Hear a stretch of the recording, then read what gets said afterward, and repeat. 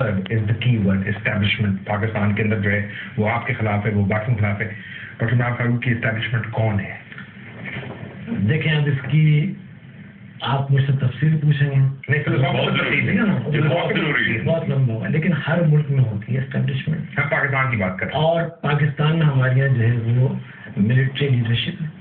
تو general Musharraf establishment general Musharraf ہے یا نہیں ہے؟ دیکھیں آپ سن پوری بات سنیں, یہ کلیئر ملٹری لیڈرشپ. عمران صاحب میں تو کلیئر کرواتا ہوں, لیکن ملٹری لیڈرشپ ہے ہمارے یہاں. ہمارے یہاں انٹیلیجنس ایجنسیز کی جو لیڈرشپ ہوتی ہے وہ ہوتی ہے. ہمارے یہاں جو ایلیٹ کلاس ہے جس کو کہا جاتا ہے, جو فیوڈل کلاس ہے اور فیوڈل لارڈس ہیں, ان کی فیملیز ہیں, چند خاندان ہیں جو کہ رول کر رہے ہیں, یہ سب پارٹ اینڈ پارسل ہیں. پلس ان کے ساتھ جو الائڈ ہیں وہ سارے ملات ہیں. یہ مل کے انہوں نے ایک سسٹم بنایا ہوا ہے. اس سسٹم سے اگر جنرل مشرف بھی ڈیویٹ کریں گے تو اسٹیبلشمنٹ کے خلاف ہو جائے گی. نہیں, ڈیویٹ کس طرح کریں گے؟ وہ تو اس کو ہیڈ کر رہے ہیں سر. نو ہیڈ نہیں کرتا, کوئی ہیڈ نہیں کرتا. کوئی ہیڈ نہیں کرتا. سب کی جو ملٹری لیڈرشپ ہے which is chief of the army staff, آپ ان کو باہر رکھنا چاہ رہے ہیں؟ نہیں, میں کسی کو باہر نہیں رکھنا چاہ رہا. آپ نے مجھ سے ایک سوال کیا کہ اسٹیبلشمنٹ کیا ہوتی ہے. نہیں, آپ نے کہا ملٹری لیڈرشپ, اور یہ آپ کو معلوم ہے کہ اسٹیبلشمنٹ کیا ہوتی ہے. یہاں بھی ہوتی ہے سر. ملٹری لیڈرشپ ہوتی ہے, کور کمانڈرز تو نہیں ہوں گے, ان کا ہیڈ ہوگا. نو آرمی لیڈرشپ میں ایک آدمی نہیں ہوتا. نہیں, ہمیں اس پہ کیا کریں گے؟ یونٹ ہیڈز جو ہوتے ہیں, جو کرنلز ہیں, ان کو اس میں شامل کیا جائے. مجھے نہیں پتا کس لیول تک جو ہے وہ یہ آرمی میں ڈیسیجن میکنگ کس لیول تک ہوتی ہے, اور صاحب مجھے نہیں معلوم. کیوں ڈر ہے ابھی تک ہم لوگوں کو؟ جس طرح پولیٹیکل لیول پہ تو ایک دوسرے کو الزام دے رہے ہیں, ڈائریکٹ لیڈرشپ کو الزام ہو رہا ہے. Why are we so scared? اور بات سنیے, ایم کیو ایم کو آپ ڈر کر مت بتائیے, کیونکہ ایم کیو ایم نے 7 سال آرمی آپریشن جنگ لڑی ہے. آرمی آپریشن آرمی کے ساتھ کیا کر رہے ہیں؟ آرمی آپریشن لڑا, آرمی آپریشن لڑتا ہے, آرمی کو فیس کیا, سرنڈر نہیں کیا, آج بھی نہیں کیا.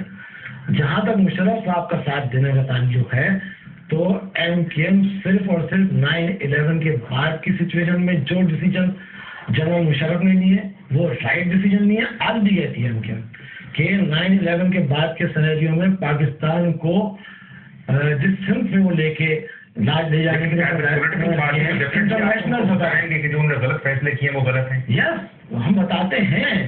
جہاں جنہوں نے کہا دونوں طرف کھلتی, ایسا نہیں ہے. ہم ایک الگ پارٹی, ہماری اپنی آئیڈیالوجی ہے. یہ بات کر رہے ہیں ایک سنگل پارٹی رول کی, جہاں منسٹر استعفا دیتا ہے. کولیشن میں ہر پارٹی کا اپنا اپنا مینیفیسٹو ہوتا ہے اور ہر پارٹی اپنے مینیفیسٹو کے حساب سے چلتی ہے. آپ اس کولیشن میں خوش ہیں؟ ہم جہاں بتانا ہوتا ہے وہاں بتاتے ہیں. جہاں بتانے سے بات نہیں بنتی ہم پبلکلی آ کر اپنا موقف ہے عوام کے ساتھ. ایک ڈیموکریٹک طریقہ. چھوٹا سوال, آپ کا جو سارا کا سارا پولیٹیکل بیس ہے which is at the moment urban Sindh, وہ سارا کیوس میں ہے پچھلے کچھ عرصے سے, جب سے کچھ دیکھنے میں آیا ہے. جو کراچی میں ہوا ہے, حیدرآباد کے اندر جوڈیشری کے مسئلے کے اوپر ہے, سارا ملک جو ہے وہ تہس نہس ہوا ہے. بعض لوگوں کو خیال ہے, بعض لوگ سمجھتے ہیں کہ نہیں ابھی بالکل سب کچھ امن سکون ہے. آپ کی پارٹی جو اربن سندھ کو ریپرزینٹ کرتی کتنی پریشان ہے اس وقت پولیٹیکل سچویشن سے؟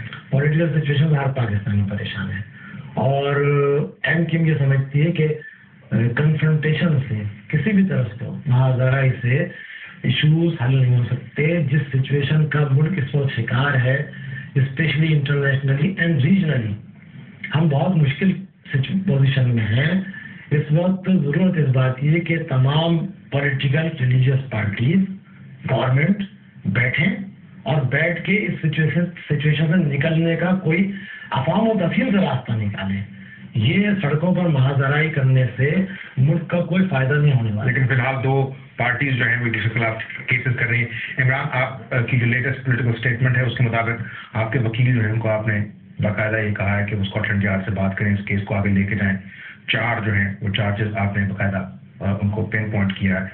آپ کیا سمجھتے ہیں کہ یہ سارا پروسیس کہاں لے کے جا رہا ہے؟ آپ چاہتے ہیں کہ الطاف حسین صاحب اس کی terrorist activity relating to the events of 12 May, incitement to violence, money laundering, torture.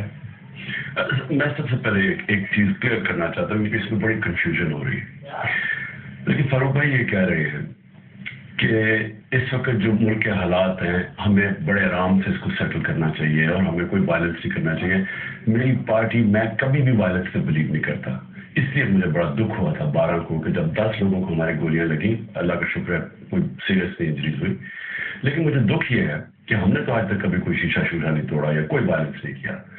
اب میں اگر ہم نہ وہاں پریزنٹ ہوتے اور ہم یہ نہ آئے وٹنس نہ ہوتے تو میں شاید ڈاؤٹ میں آ جاتا کہ کوئی کراس فائر ہوا ہے یا ایم کیو ایم کے اوپر فائرنگ ہوئی ہے.